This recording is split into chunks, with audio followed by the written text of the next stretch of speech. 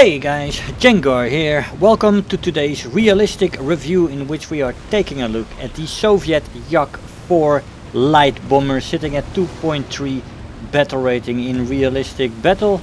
Fun little plane. It looks a lot like the Yak-2 cab and the I-29 of course.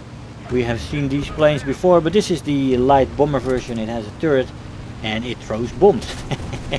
Well, a few of them at least. Let's take a look at the plane. The maximum speed in this plane is 450 kilometers an hour at sea level, 417 kilometers an hour at 4500 meters, and 365 kilometers an hour at 6500 meters. Top speed in a dive is 645 kilometers an hour before the red line and 745 kilometers before it rips.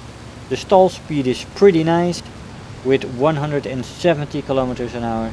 Control stiffening is bad. It starts at 400 and it becomes excessively bad at 500 kilometers an hour, where it is really compressing on the roll rate, and the elevator starts to stiffen up as well, so be careful there. Firepower on the plane is quite bad, although it has a turret and a frontal facing gun, although the frontal facing gun only is a 7.62mm SCUS machine gun with 500 rounds for the gun. I used stealth ammo for this gun. The turret is also such a gun, and it has 750 rounds for the gun. Used universal belt for that one. The plane does have only one bomb load, and that is 8 times 100 kilograms, which is nice and functional, especially on the lower tier maps where you have lots of light vehicles. The 100 kilo bomb also makes short work of light pillboxes, but low splash damage these days means you gotta put it exactly on the target, and not like that one, but more like this one. Ammo load on the plane is average to decent, with 500 rounds for the steady gun and 750 for the turret. Acceleration in the plane in a straight line is decent, and in a dive it is good. This is a pretty streamlined little bomber when it comes to that. Energy retention in the horizontal is also decent.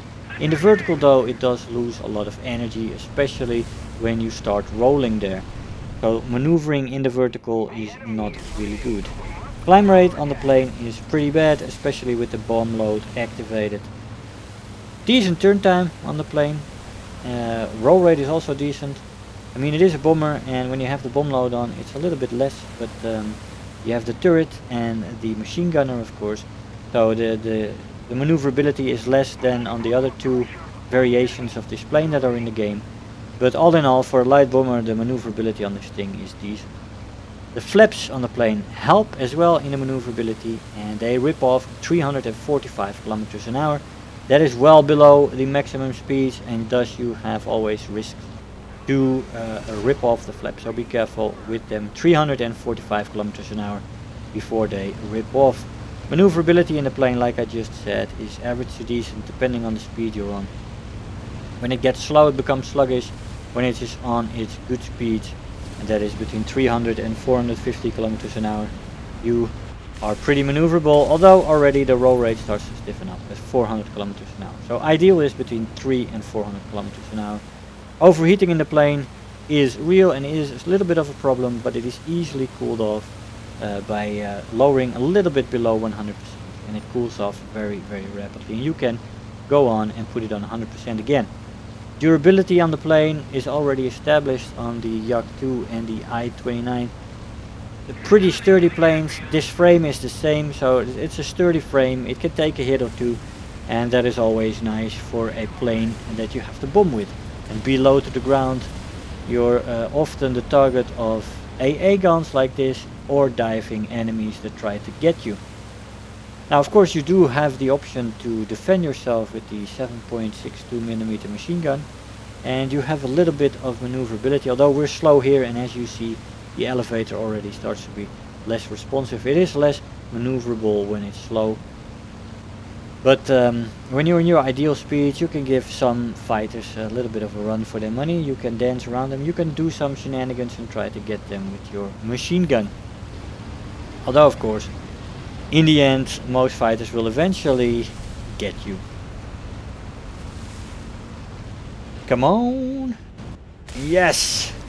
That's always nice. 100 kilo gram bomb, get your 2 targets. Fantastic. All in all, I had quite a little bit of fun in this plane. It's a joyful little bomber in which you can rack up the results if you have the luck of not being bothered by enemy fighters. And you do get a bomber spawn, of course, in this plane. It's a light bomber, it's not an attacker. So you can use that to pick up speed, get low to the ground, and with your speed get to a column somewhere on the side. And that's what you got to try to do in this plane. But in the case that you are boarded, although this guy was one of the last enemies left, of course. And I crit him there in the fuselage. My allies try to get him as well, but they overshoot him. And he seems to be going down slowly but surely. The only thing I have to worry about here is that they get a pilot snipe. Yes! And we get the kill. That is nice. And that really ends the match. There was one more guy in this match who was trolling around somewhere. And but he got shot in the end. Like I said, all in all, this plane is a fun plane to fly. And you can rack up the Silver Lions and the research points. I don't think it is good enough for a talisman or anything, but you can definitely use it in your way through tier 1 as the bomber of your choice. There are several other very good bombers though in tier 1 that have a lower battle rating, so the choice is up to you. Here we go, we landed and the tickets run out, so that is basically it.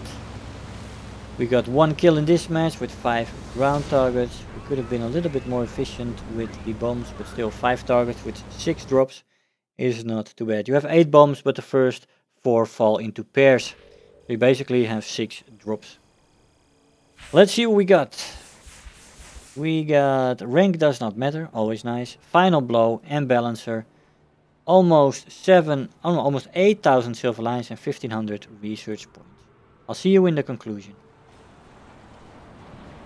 Hey guys, so here we are after the match. The Yak-4, a light bomber. Good stuff. Nice plane, forward facing machine gun, always handy. Turret, always good when you're dogfighting fighters. You can actually shoot at people when you are dogfighting, or at least hopefully the gunner will shoot at them. And the 8 100 kilogram Fab 100 bombs are very effective, but you gotta be precise with them. Medium tanks are not easily killed when they drive. You need to get these things exactly on the target, as you saw with the light pillboxes. When they're on the target, they kill the target. If they're slightly beside it, they give you a hit or nothing at all.